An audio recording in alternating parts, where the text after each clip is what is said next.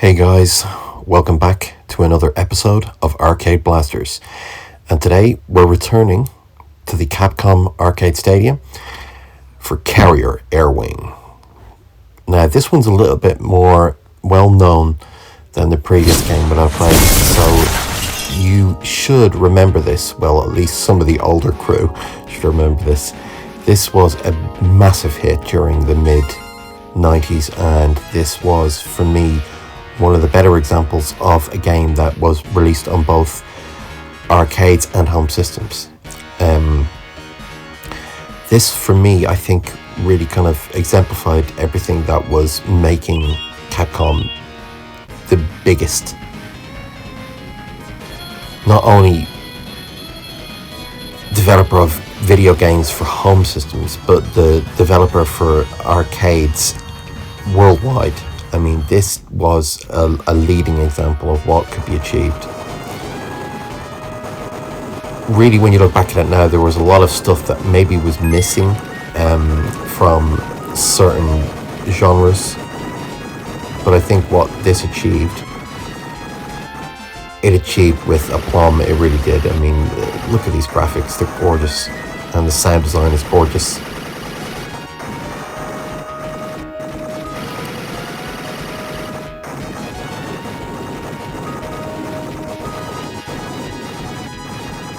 I love these power-ups as well. They've just got such a really nice kick to them. You know, each power-up is different, and I just love, I mean, look at these backgrounds, man. Look, you can see the city there in the background. It's just so nice. This always reminded me of a kind of 80s Japanese anime.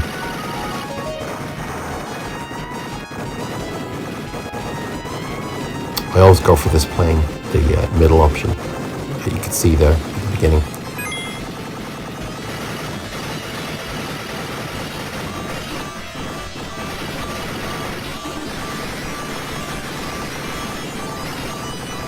Come on, get it down. Make sure that you always get your continues ready. There we go, that's round one, done and dusted.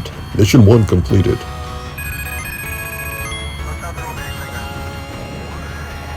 One thing that always makes me laugh about this is your mission objectives are read by Sean Connery. I mean, that's definitely Sean Connery, isn't it? Let's be honest. From The Hunt for Red October, obviously. Now, this is where you choose which weapons you want to use for your next mission.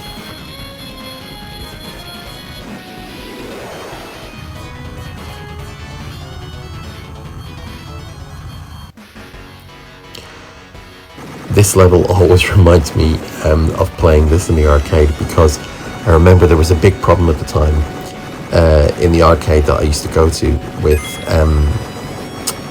because of the acoustics in the area. It was a quasar, and the acoustics in this place were really weird, and for some reason when you played this level in the arcade, the sound would go really distorted, and it would happen with Street Fighter or the Q surround system as well. So I never really got to hear the sound effects in this level properly. I think it was something to do with maybe the chip in the arcade machine they had there. The sound would go really funny, and then it would like play really loudly, and because of the acoustics, it was odd. I couldn't play this level properly. I used to get through it though. Look at this, man, flying under the bridge.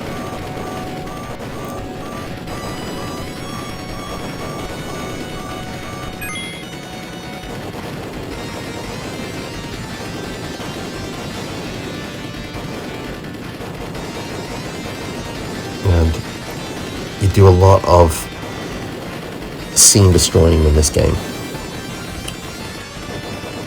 And I think the level design in this is so good. I mean, it's so varied. Look at this, when you blow through the buildings. I love this. It's such... To me, this was the closest at the time for a side-scrolling shooter which kind of resembled a cartoon.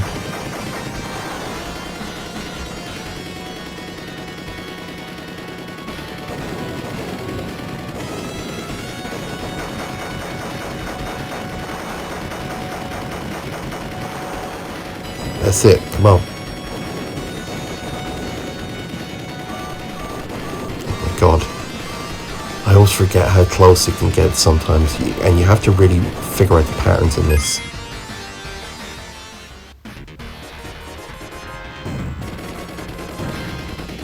This boss is also memorable to me because you have to go for that dot right underneath the neck when it extends.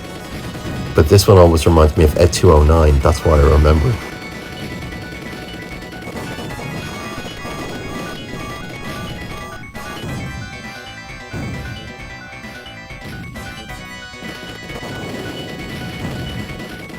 Come on. I got your ass.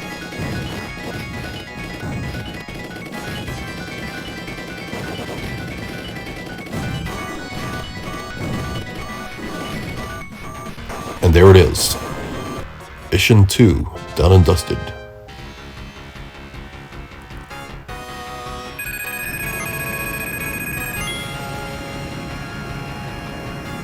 I'd like to see that. I love that where you get the fuel coming out in midair. Also reminds me of Air Force One. There's a game that Capcom should make.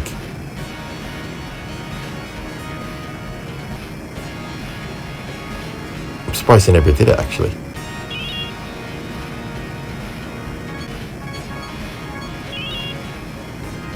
Weapon select.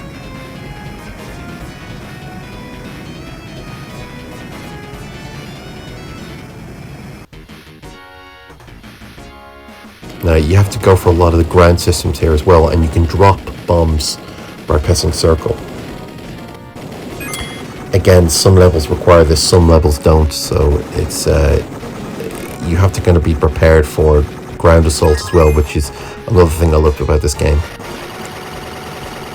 I believe, now correct me if I'm wrong guys, I believe this came out on the Super Nintendo and it had a different name.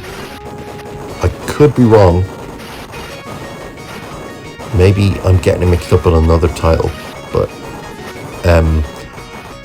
I believe this came out on the Super Nintendo with a different name. The Famicom, the Super Famicom for those in Japan.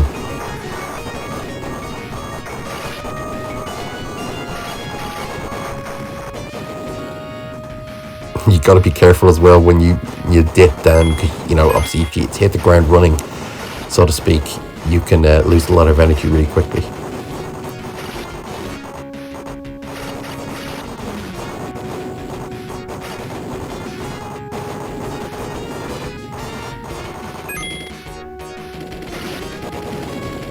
Oh my.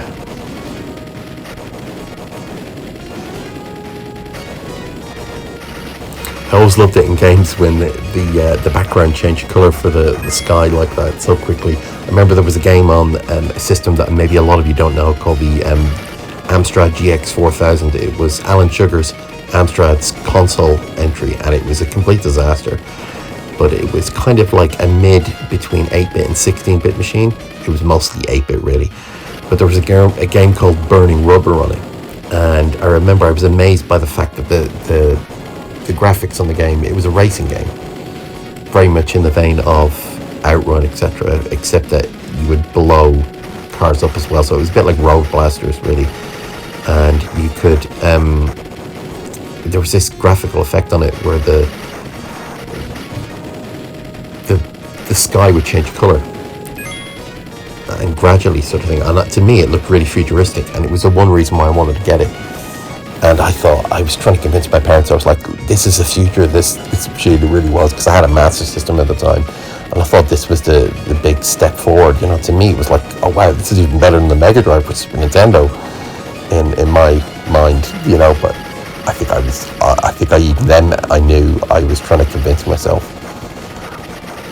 Okay, this end of level boss, you have to make sure that you obviously adapt your bombing to both ground level and sky level.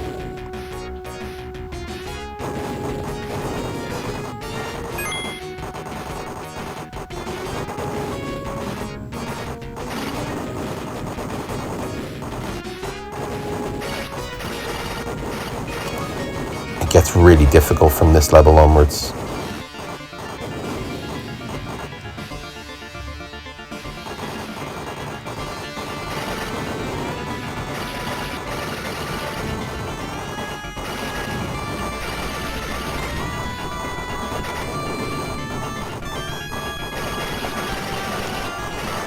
the other thing about this game is like the rockets can follow you as well, which it makes it so difficult.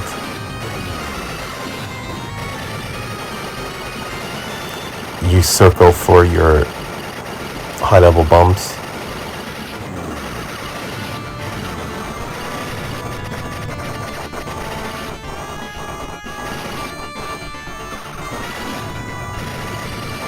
I don't know what it is. I find a lot of games like this age better than a lot of the modern shooters, to be honest with you.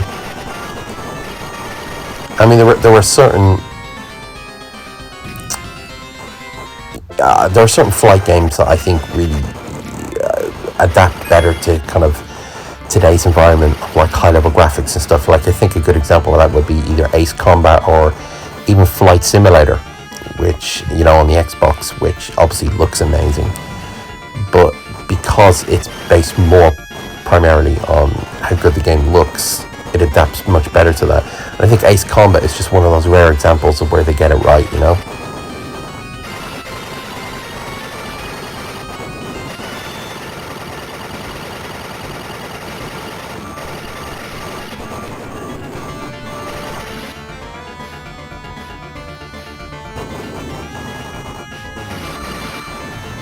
But I love going back to these older games.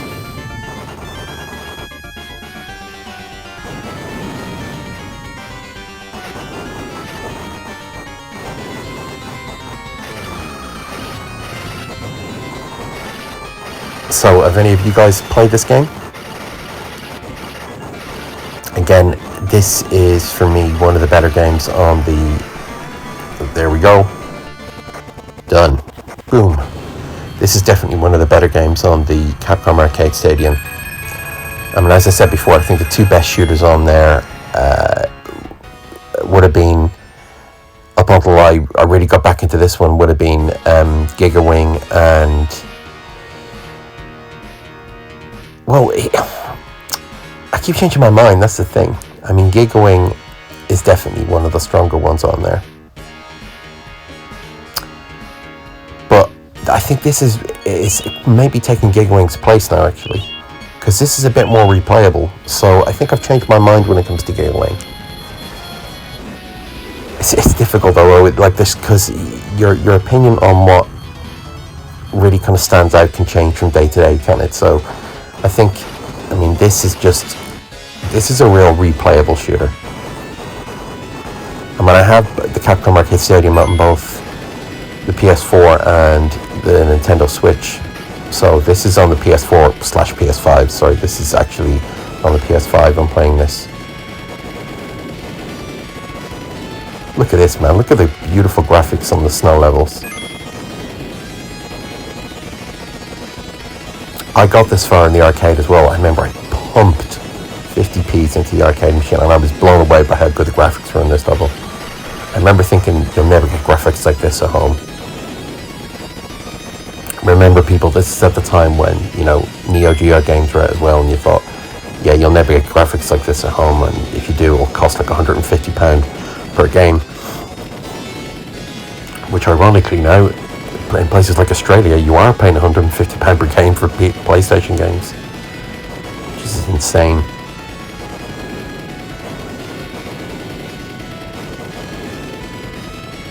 Especially when you consider when, you know, you're mostly buying your games digital now, so you really should be paying less.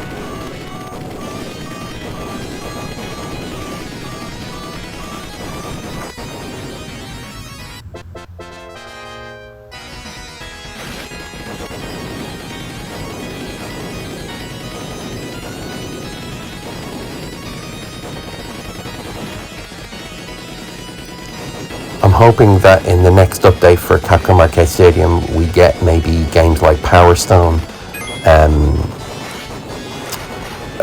hopefully Darkstalkers, maybe Cadillacs and Dinosaurs, The Punisher and things like that. But I'd also like to see more arcade shooters that I haven't played in a while from Capcom, and there's a lot of them out there that only came out in Japan.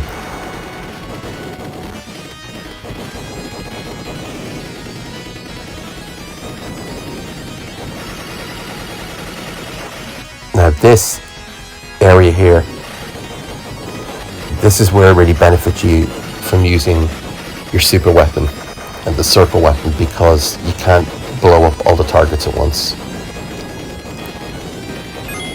Something I learned back in the arcade when I was running out of 50p's.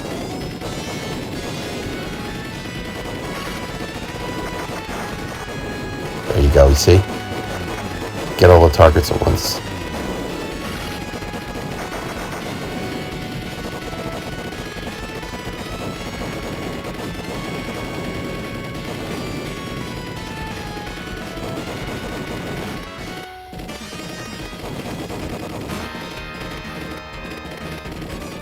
Yeah, going back to what's coming out in the next update for Capcom Arcade Stadium, I really hope that they start focusing on the genres that people really want. So, for example, side-scrolling shooters like this, and I think probably the biggest ask is Cadillacs and Dinosaurs, and I think that's going to be something that maybe they consider. I hope they bring back Power Stone, but I have a funny feeling they'll probably release that as a single release. But hey, I don't know, Capcom have been surprising us as of late, so really I hope they pull out all the stops for the next update. And I'll buy it, because I love these updates. I even got the complete 3-pack, and I know a lot of people weren't interested in Series 1 because it was a lot of games that people already had, and the other ones were very early games that people really didn't want. So, but I'm a completist, so I had to get it. There we go. Mission 4 completed.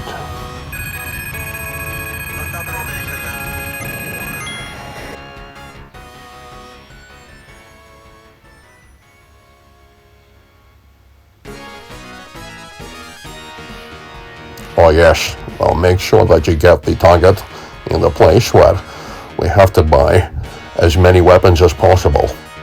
Right, lovely. I know I look like Sean Connery, but it's actually not me. Shite.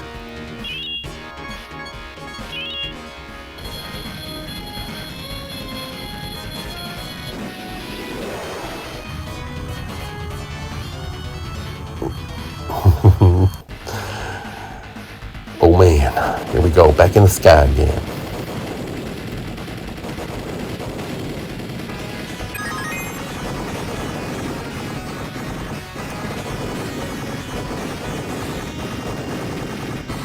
Any games that you guys are wishing for the next update on this game? Here we are, look, with the stealth bombers.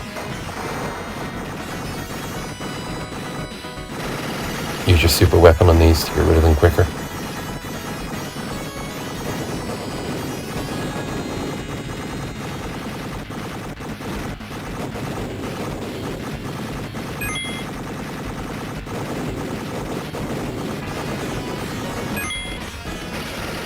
And some of those power-ups give you extra weapons.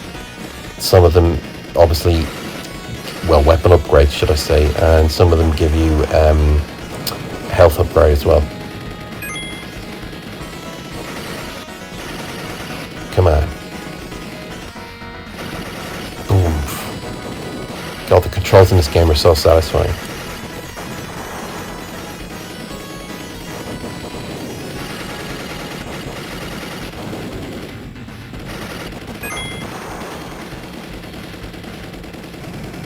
There's something about the Capcom sound system they used at this point. It was at the time, it was around the time they were developing the Q system as well.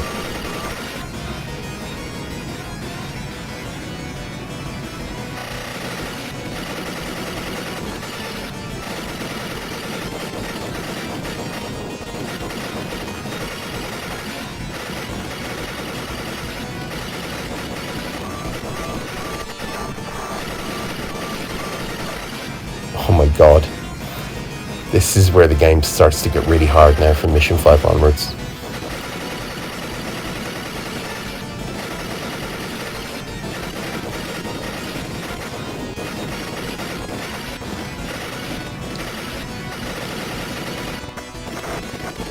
When I show you these games on the Capcom Arcade Stadium, when I do a run through, I'll be playing a lot of the games from the viewpoint where you can actually play it on the actual arcade machine and you can see it.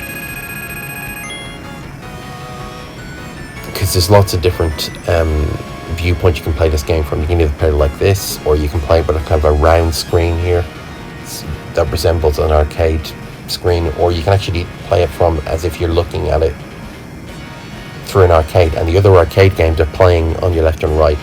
That's really quite impressive, the way it does that.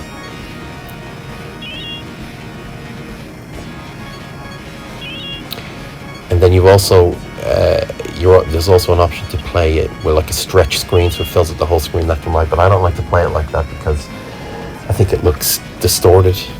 I like to play it like this in its original format. The ice level.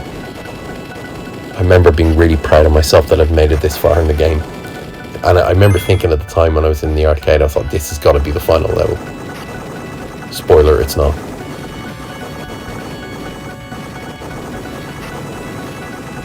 As you may have noticed, if you're clicking on the timestamp for this, there's a little bit to go yet.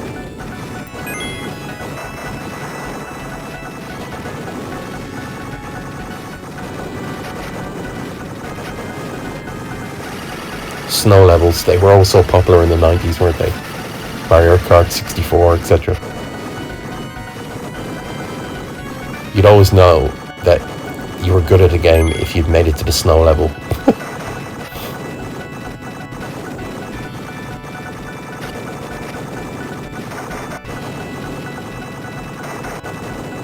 Oh yeah, I keep forgetting that you can blow up the icebergs in this.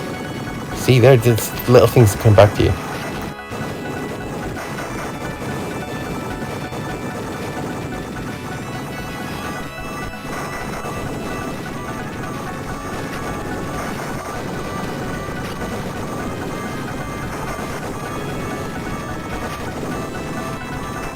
You can see why Capcom and SNK were bosom buddies during the 90s, like with fighting games, Capcom versus SNK, and why developers kind of switched through.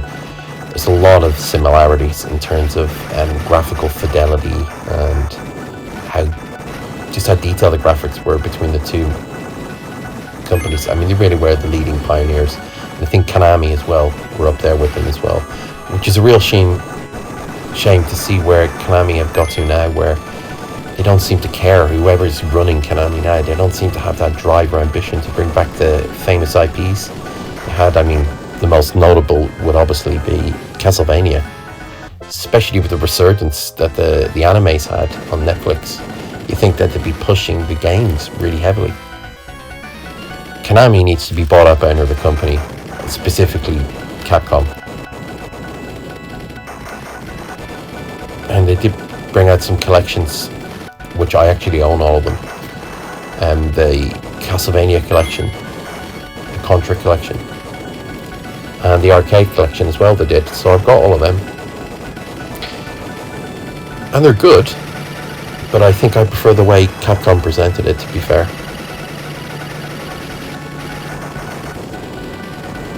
There's also a specific Capcom collection of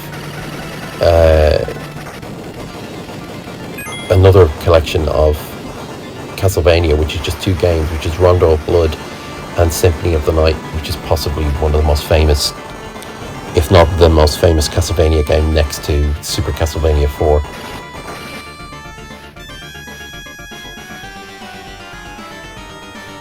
Oh god, this goddamn sub was so difficult.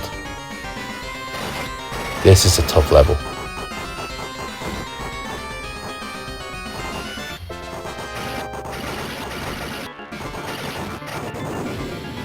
Man, when you look back and you realize just how difficult games were during this era. You know, we didn't have infinite continues like we have now, you know, and that's what makes these games so enjoyable to replay now. It's the fact that you can get through them now and you don't have to put 50p's, pump 50p's in. But that's why I'm glad they keep down at the bottom insert coin, because you know, press start, insert coin. Because, you know, that's all part of the arcade experience. I'm just I'm just glad we have the opportunity to play these games and that they're preserved in one way or another. I've never been one for physical collecting. I'm more of a digital collector, and I'll tell you why. Simply, for me, it's because it's just easier to contain everything. I have nothing but respect for physical collectors and physical owners, but I personally couldn't do that because, first of all, I'm not a person who likes to live in clutter. I like to live in like a minimalist approach. And also the other advantage for me for collecting digitally is you can take everything with you and you don't have to worry about packing it all up. It's all in one system, or it's all on your phone, or it's you're contained much better. And I know some people will say, yeah, but you're a slave to the servers of that particular company, like whether it be Apple, PlayStation, whatever. But here's the thing: we're at a point now where digital is the future. So it's not like 10 or 15 years ago where the PS3 servers shut down and that was it. Which, like, for example, the PS3 servers have shut down now, or they are about to, and people are taking the last available.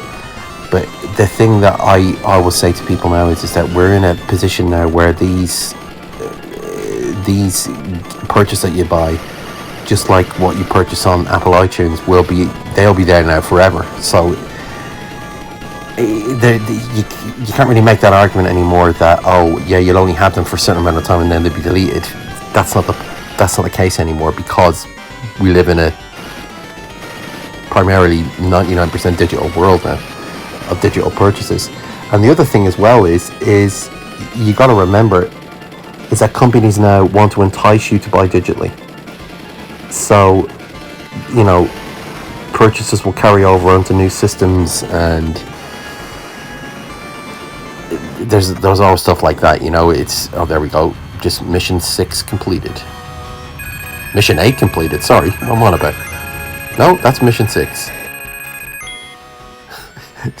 I'm losing my brain here. Mission 6 completed. You thought it was 8. An enemy fighter. Oh god. Well, I'm not getting paid enough for this shit. Right, let's go.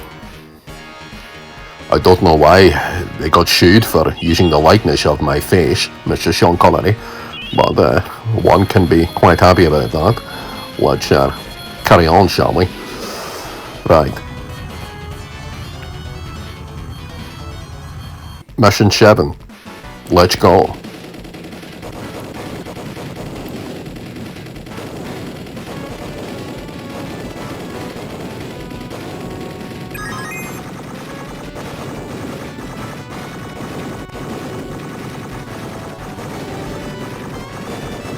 This was, I guess, the Gulf level, because the Gulf War was going on at the time, so this is like that, that kind of level resembling all of that. And I think that was another reason why the shooters were so popular back then, was because obviously we were going through the Gulf War at the time, and a bit like what's been happening in Syria recently. And for those that don't know, during the early 90s, we were in the Gulf, and it was a big thing in the news sphere, and it was all about the oil, and I think a lot of the films as well as video games kind of played upon that fear. So Capcom are really good at doing, like, we are the heroes.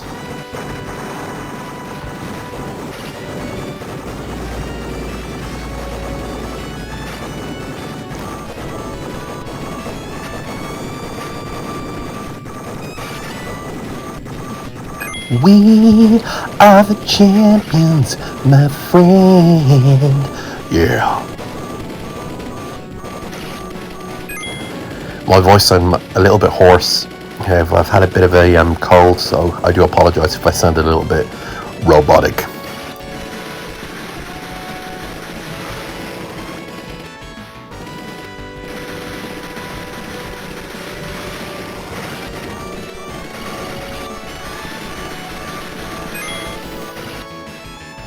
I'm really looking forward to seeing what Capcom come up with next in terms of recreating one of their older franchises. I think, you know, people go on about things like Mega Man stuff. You know, they've done Mega Man 11 now, which I enjoyed. It was good. I still prefer the old original games, but I think a genre I'd love to see Capcom go back to is Power Stone. I know I mentioned it before, but I think that's due a remake. I mean, re-release the old original one, absolutely, by all means. The Dreamcast version specifically, because that was the best version. But please do a new version, because Power Stone is a great game. I mean, that was a great game. If you guys have never played Power Stone, please seek it out. If you have any means of playing that, if you guys can get hold of an old Dreamcast, one of the first games you want to buy is Power Stone, and believe me, you won't regret it. It is a brilliant arcade fun game. That's the only way to describe it. It's like a fighter collecting kind of gems game. It's so much fun. It really is. Mission 7 completed. There we go.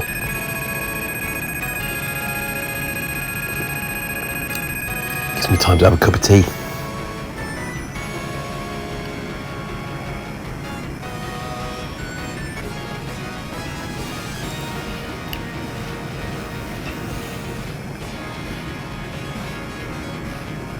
We're on the home run now.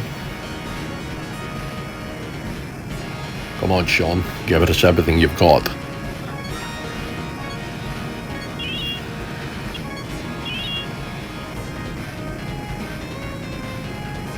I believe the next level is the one where you're in the desert again. Low level there, yeah, that's it. I remember this one there.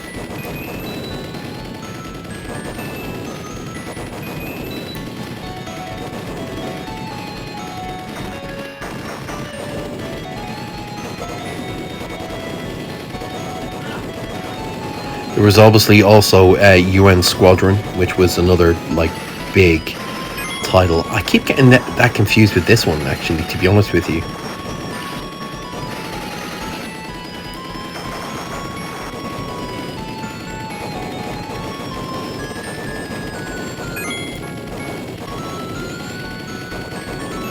I love doing these arcade blasters retrospectives, playing through them, because I think this was a genre that I always wanted to look more into when I was younger, but obviously you never really had the means, because at the time when this game was out, I had 8-bit systems. You know, I had the Sega Master System, and then I was just coming onto the Super Nintendo, and then people obviously had the Genesis, the Mega Drive. So yeah, it was something I always thought to myself, in the future when I can afford it, I'd love to be able to get games like this if that's possible. But now obviously these dreams have come true for my generation.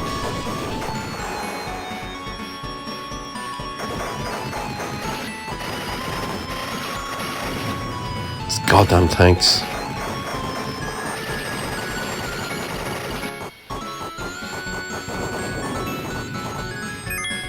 The level design on this game though is brilliant, don't you think? It's enticing. It makes you want to play the next level. Now I remember this is that train. Goddamn, this goddamn thing. I remember I struggled so badly trying to beat this in the arcade. And then I suddenly realised, I'll show you what you have to do now. Something I wasn't doing when I was playing this in the arcade. You have to drop bombs on top of the middle part. And you'll see what I mean, this part coming up here. And I was just, because obviously you go from left to right. This damn gun. See? That's what you do. You drop bombs like that, but I wasn't doing that. It's all trial and error. Back in the 90s, you didn't think of things like that. You just tried to go low and shoot. But man, you have to make sure that you're ready to press restart again.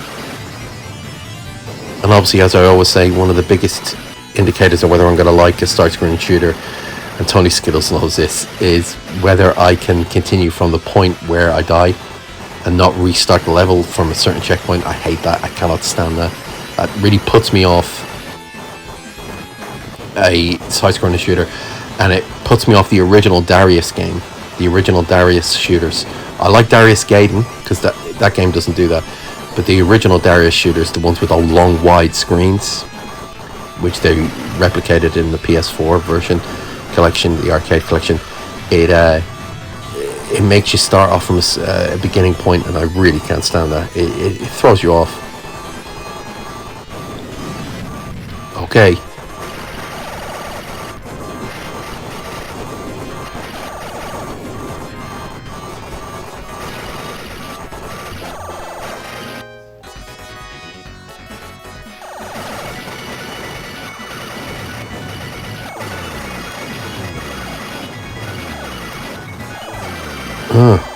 You see what I mean now? You gotta, don't get hit like that, but you gotta make sure that you do it. So get the gun to kind of follow you and then move out of the way.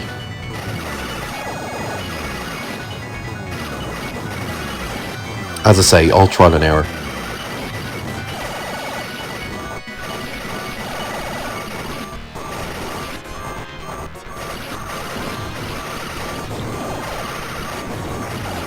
Ooh.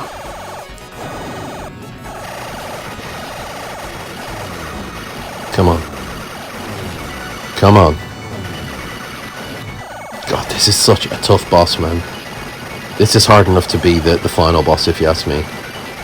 Not to include spoilers or anything before it happens. Ah, there we go, I've done it. But I think he's tougher than the very final boss of the game, actually. I only ever completed this once in the arcade. Mission 8 completed. Now the next level, oh my god. I remember the next level. Jeez.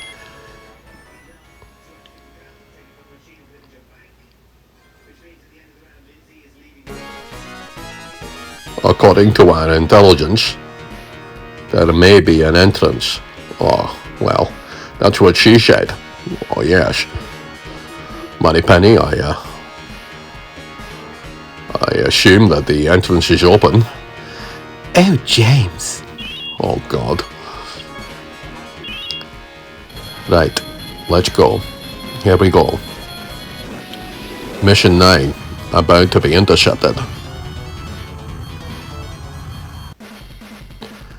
These backgrounds, fantastic.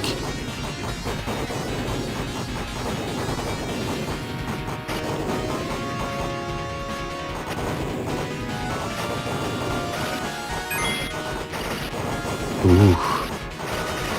Now this is the fortress, and you have to blow down all the different areas, the pellets of this. This took me ages to beat as well, because I didn't realise that you had to get all the little individual parts, because I was still thinking this was just a side-scrolling part. I didn't realise that you go straight onto the boss on this particular part here. Well, it's a boss, so to speak. It's like a semi-boss. Oh, got him.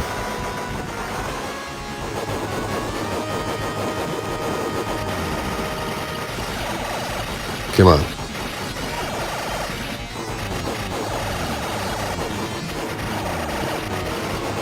Come on, we got this. We got this.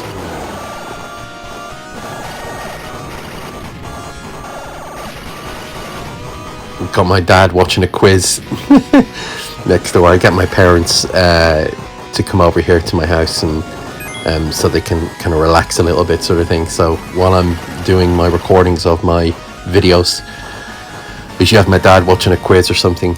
So I bought 2 big TVs for the house. I got one for the main area here where I do a lot of my gaming and stuff, and we got another one in the kitchen. So we got 2 75-inch TVs, so which is really cool. I only just got the other 75-inch just recently. The better one is the one I'm playing on right now, but we got another 75-inch because I was able to get one cheaper in a local electronics store here in Bath. So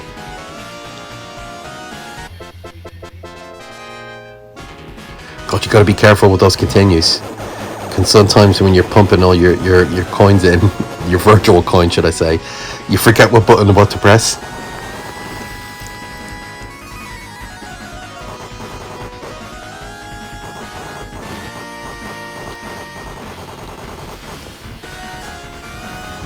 When you got the option just there, when it's about to turn around, you got a quick moment for a drink.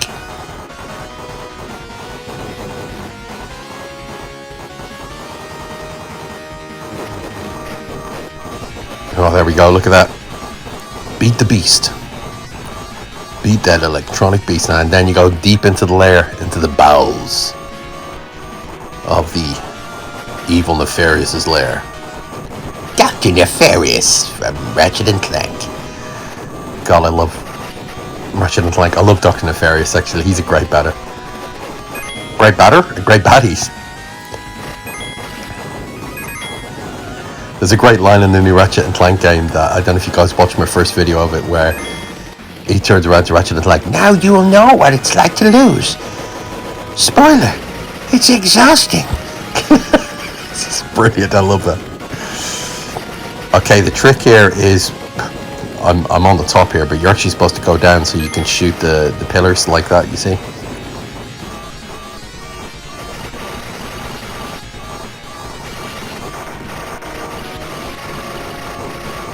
And then obviously, well, there you go. See the mistake you make? You gotta. Oh God.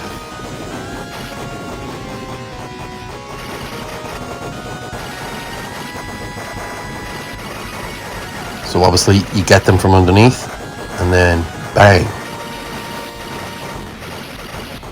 So innovative for its time. Something very basic by today's standards, but back in the 90s, these are little things that was like, oh wow, you can take out the barriers underneath, you know?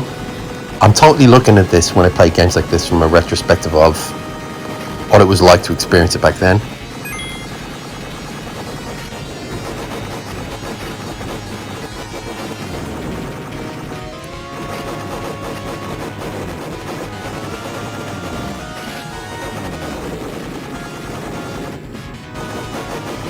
Come on.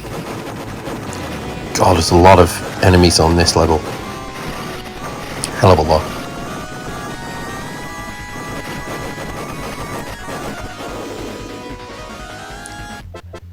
Oh my God, okay, so sometimes when you have to press the insert button, you press the main big button on the PS5, but sometimes you have to press X to get it activated again. See, just I thought I was going to run out of time there. I was like, no, not when I've made it this far.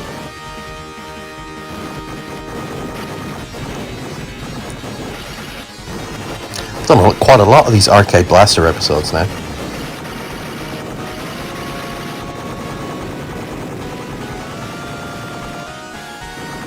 I believe this is number 15, if I remember correctly. 15 episodes. I don't think I've ever done 15 episodes of anything on my channel.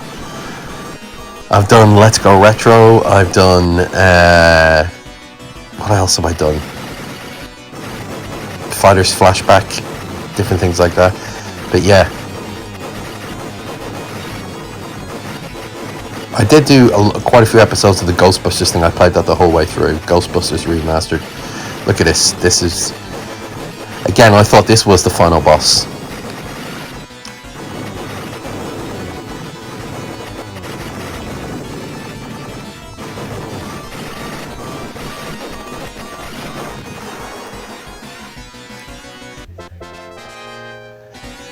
Come on.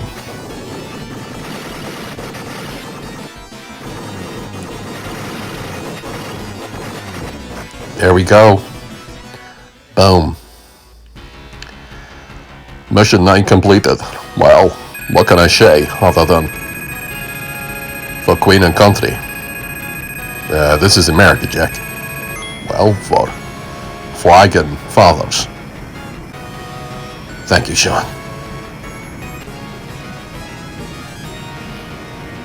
Well, you bastards, we're nearly at the end now. I just wanted to say thank you very much.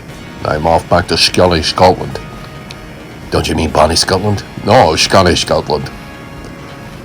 Right, pick your weapons for the last time, you bastards. Let's go.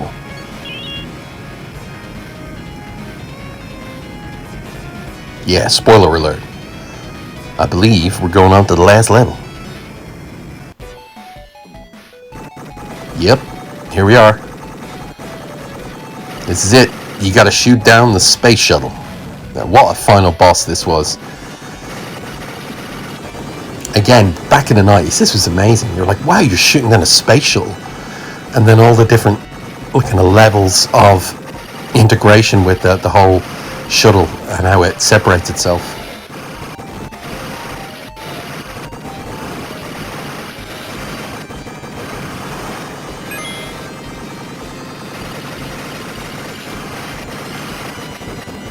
Ooh, ooh. Love the way it turns around like that. It's funny, whenever I used to see the film Armageddon, obviously they were in a space shuttle. I know this makes no sense at all, right? Because Armageddon came out way after this game came out. But it always used to remind me of this end-of-level boss. I don't want to close my eyes. I don't want to fall again. Cause I miss you, babe. And this end-of-level boss is a bitch. Come on. Gotta shoot those boosters. You gotta shoot those boosters. Okay, now watch what happens now.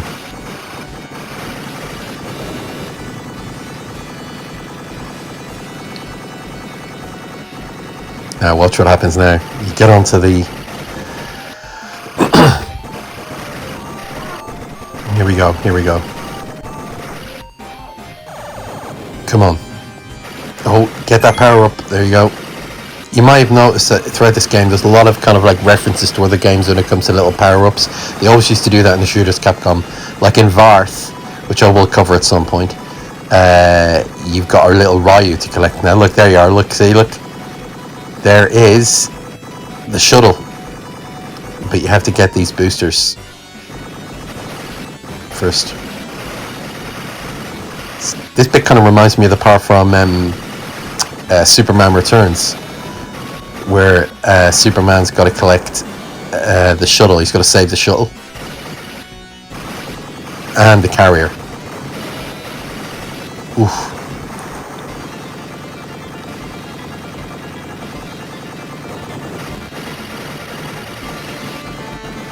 Look at that, man. This was brilliant back in its day.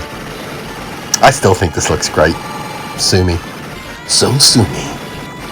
Now watch what happens once you once you beat this.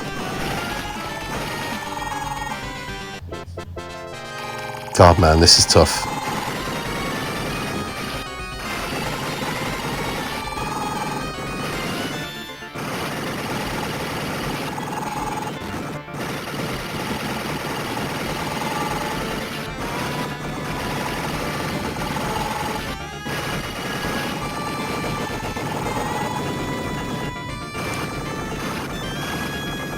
Jeez.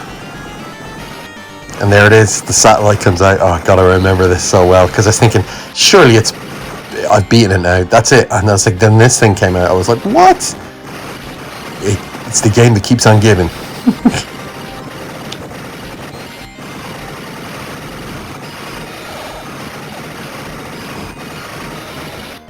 Oh my god, the little dishes come out and everything. God, this is tough.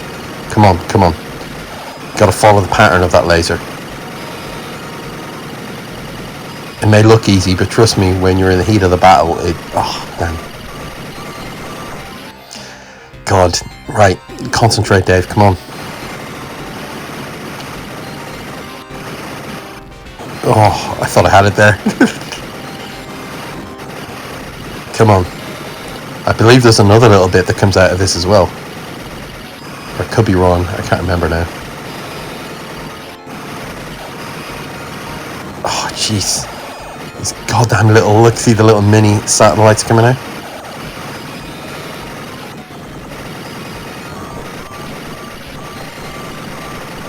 I'd love to talk to the developers of these games and ask them what was their influences, and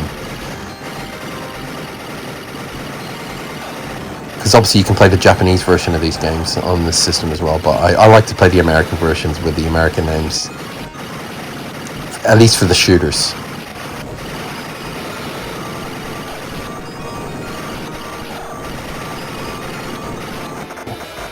Boom, there you go, boys and girls, we did it. Yeah. Mission accomplished. Time to the carrier right away. Well, it's been a wonderful experience to work with you. Thank you, Sean. Don't call me Sean. My name is October, aka Hunt for Red October. Mission accomplished. Right, I'm off home to have a bottle. Oh shite, it's on fire, jump out, there you go.